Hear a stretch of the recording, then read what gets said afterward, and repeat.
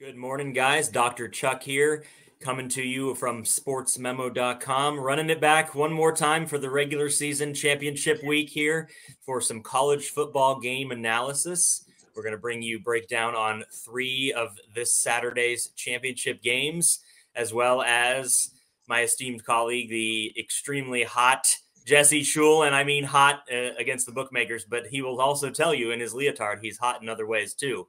But before I bring that guy in, the stud of college football betting, I want to remind you that there's a lot of good deals going on, and right now at Sports Memo, we have a deal where you can get any sport all access or all access just period for 30 days. You get $50 off. Use the coupon code SPORT50 at checkout. That doesn't just get you, that gets you everything. That gets you soccer, World Cup, my tennis plays, there's golf, there's all kinds of, there's props.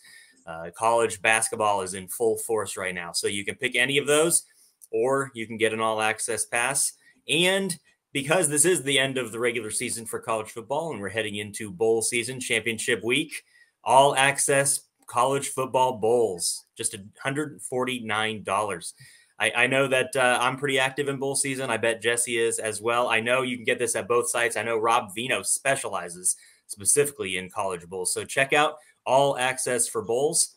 And let's see. I've talked enough without having Mr. Perfect in here. So let's bring on Jesse Schule, coming to you from tomorrow, as always. Actually, it's not tomorrow yet, but he might tell you some college basketball winners he's already seen happen. So, Jess, how did it go? I know that you nailed Florida last week, and my best bet was a dumpster fire, but we really crushed the breakdown of those 3 games. Oregon State, we both said take the money line. We really liked Florida. We really liked NC State, take the money line. We had multiple ways to attack that. And, of course, Tulane, shattering the Dr. Chuck. What? Tulane, I told you. Yeah, well, not only so you were joking. I'm coming to you from Ohio here, and your Tulane Green Wave shattered the hopes and dreams of so many Ohioans over here. Not only did the Bearcats get kept out of that game, but now they're probably losing their coach to Wisconsin.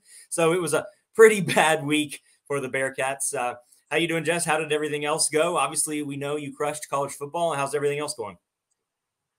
Feeling pretty good, Dr. Chuck. I'm seeing the board quite well right now, not just with college football, but NFL as well. Perfect 8-0 run with 5-star NFL plays for 2022. So haven't lost a 5% NFL play for the year. That's pretty impressive. And we're putting that to the test this weekend, big time, with a side and a total. Each at 5?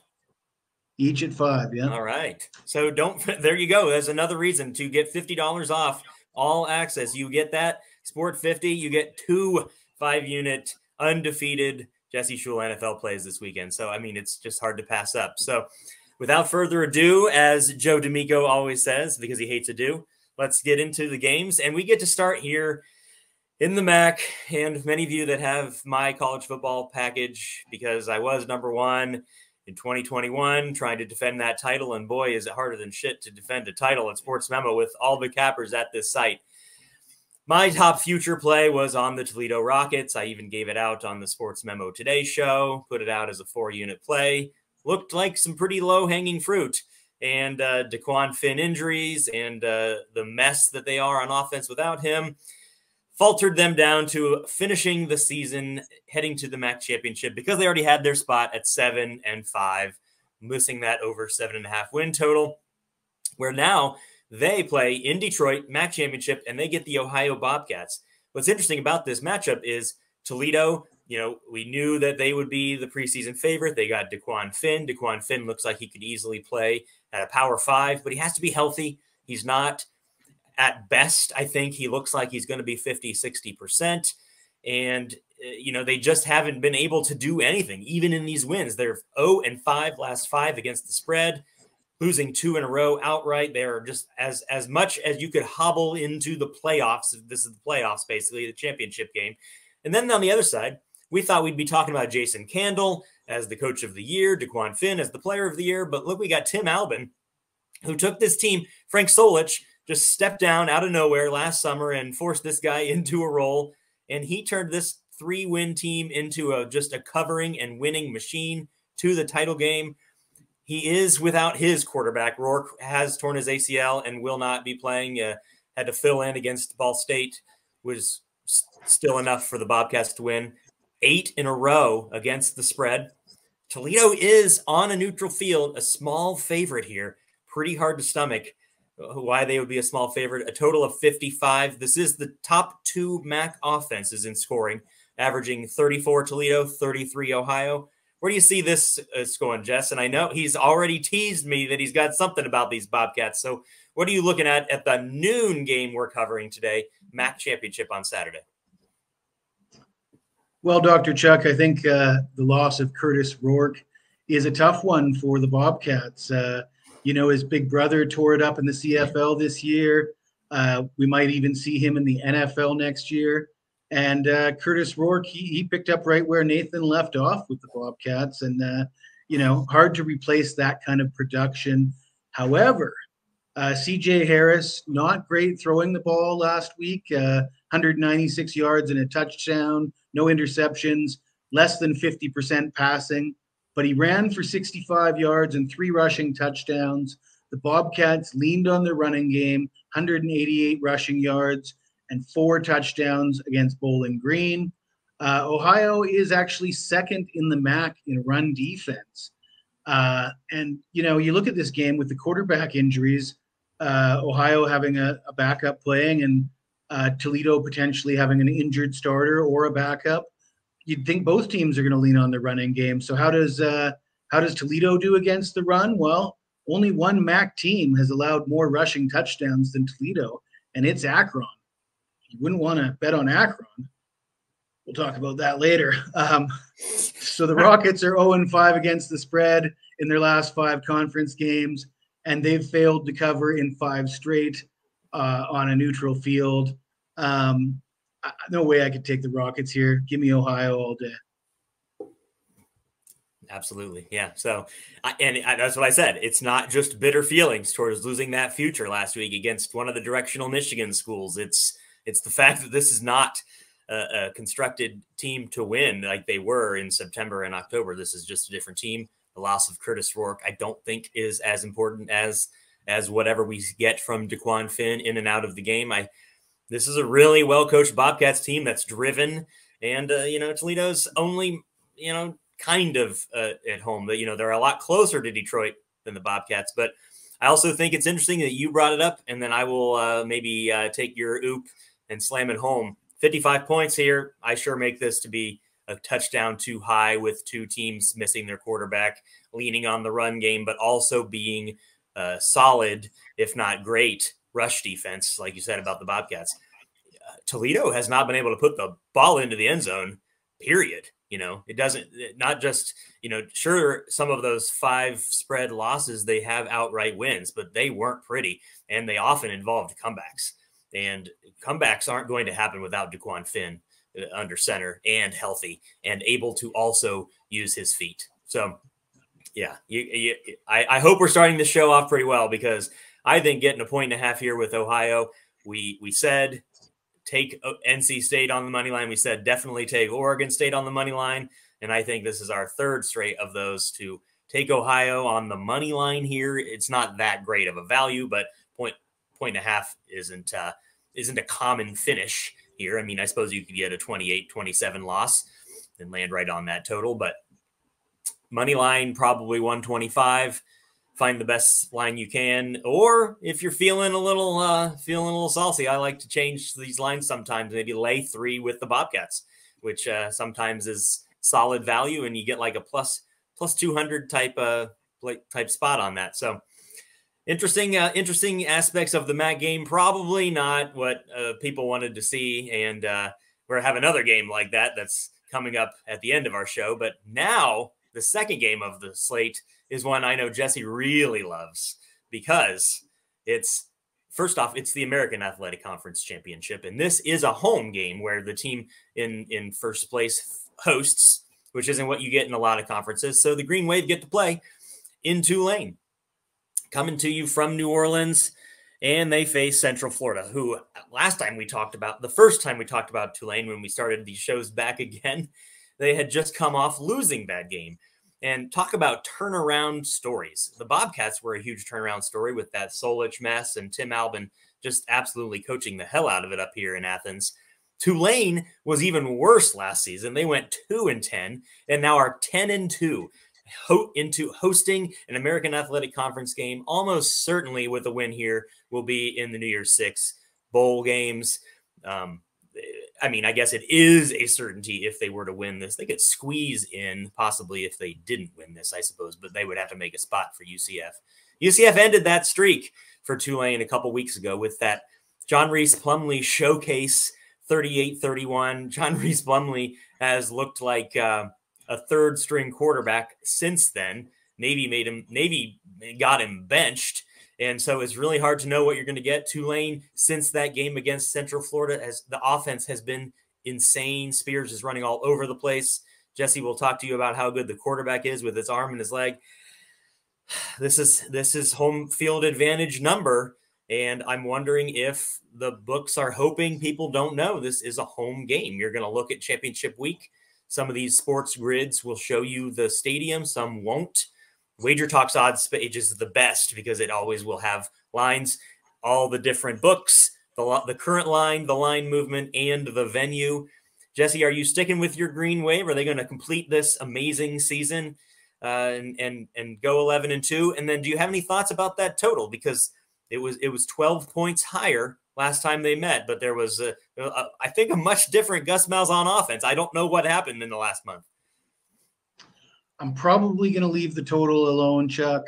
But as you remember, I did have Tulane in that last matchup.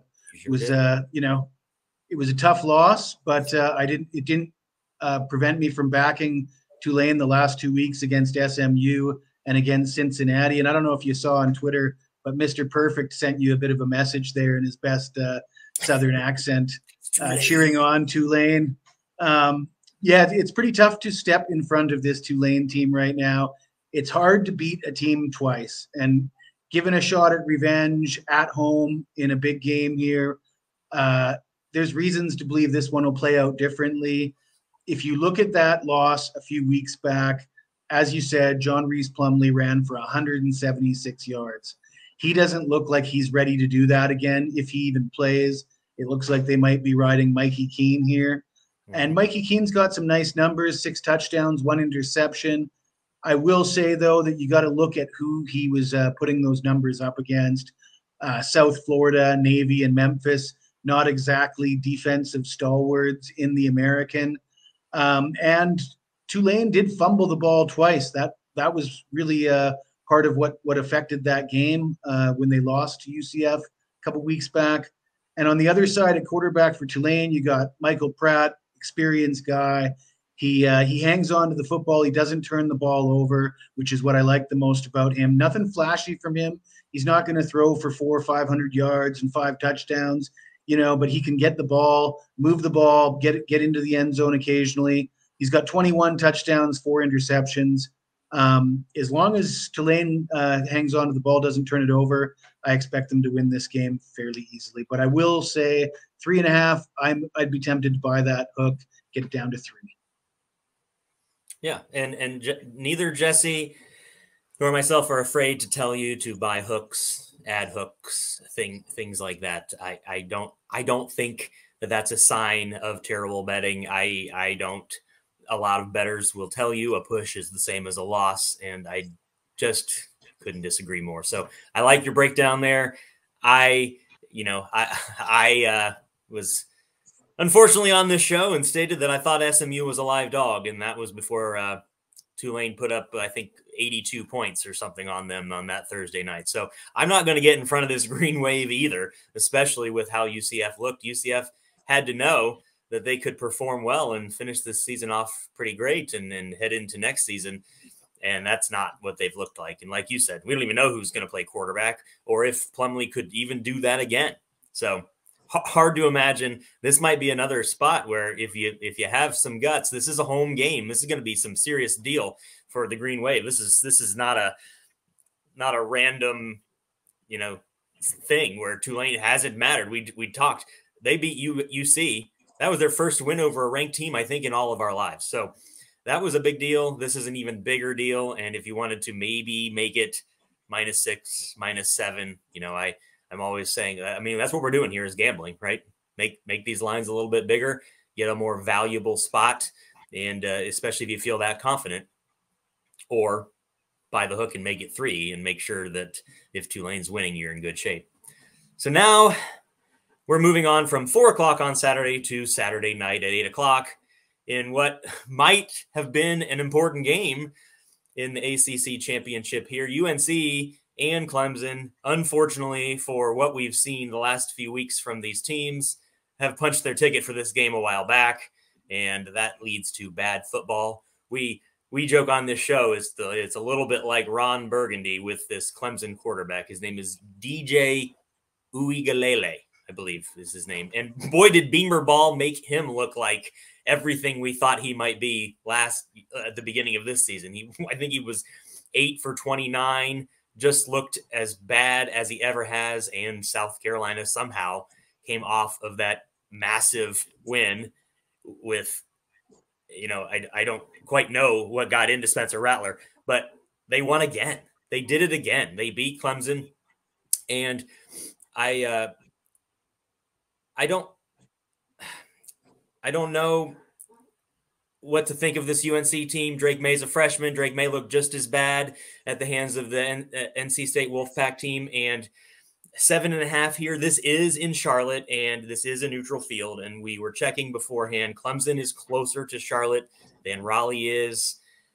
Clemson, if they had any chance of squeaking into that playoff through the back door, it's now just to bid for the Orange Bowl, whoever wins this game on Saturday night.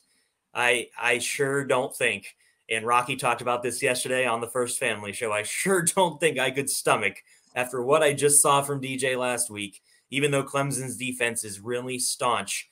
North Carolina has won all 3 games outright this season where they were placed as dogs.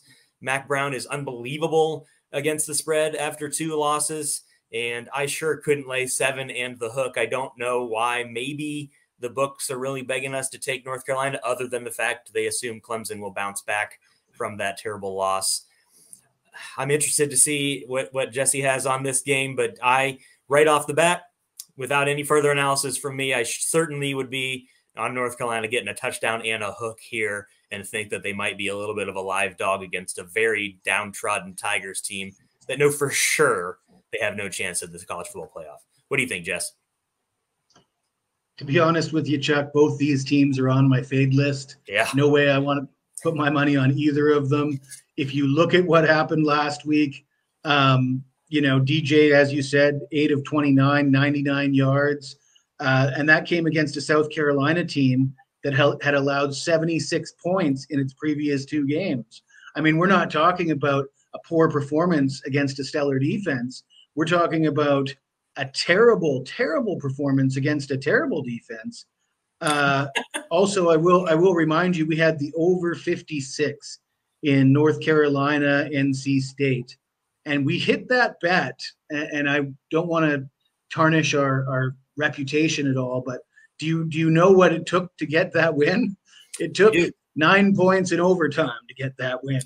And I look at this total, and it opened in the 50s, I believe. It's been bet all the way up to 63.5. And I look at Drake May and all the talk about him contending for the Heisman. The Tar Heels are coming off back-to-back losses to Georgia Tech and NC State. May's thrown 1 touchdown pass and 2 interceptions in those games.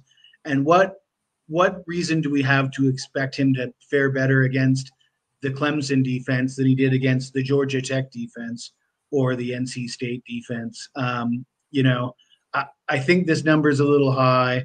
I could easily see this landing right around that, in between 60 and 63.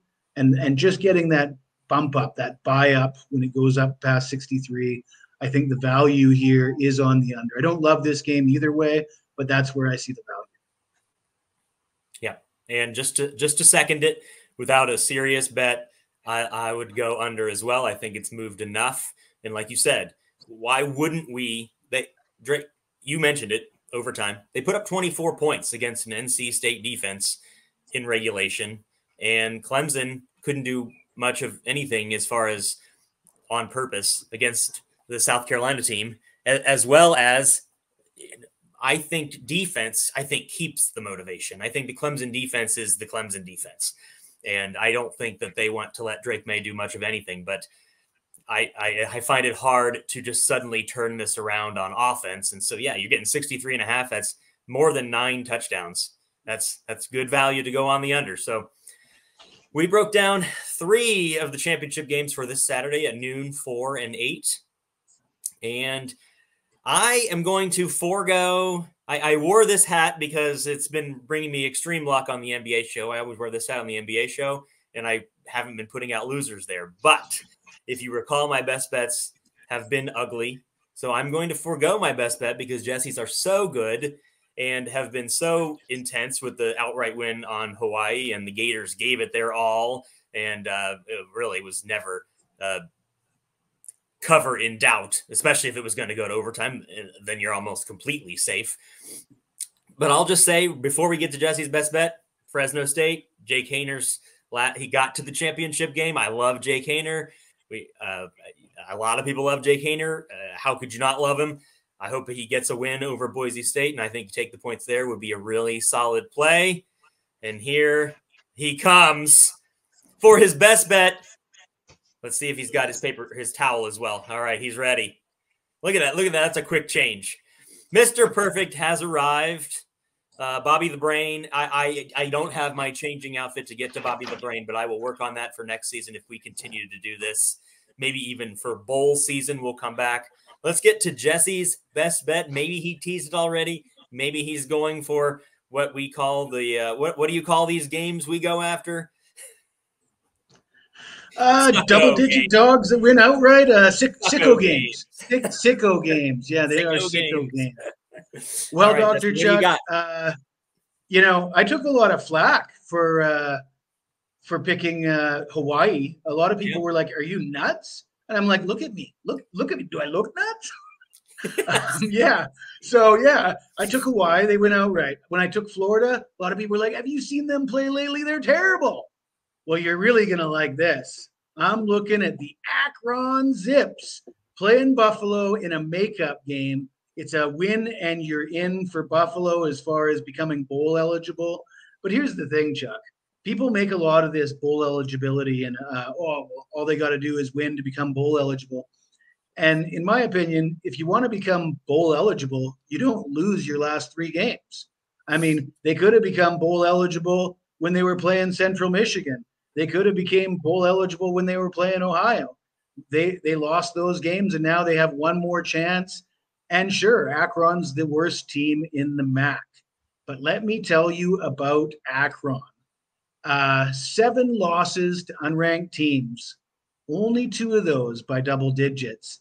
But the main reason I like Akron is their quarterback for this game, a guy named Jeff Undercuffler. Now, you got to love a guy named Undercuffler. Last week, his first start for the Zips, 312 yards, 3 touchdowns, 1 interception. I had a look at where this guy came from because it seems like he's come out of nowhere.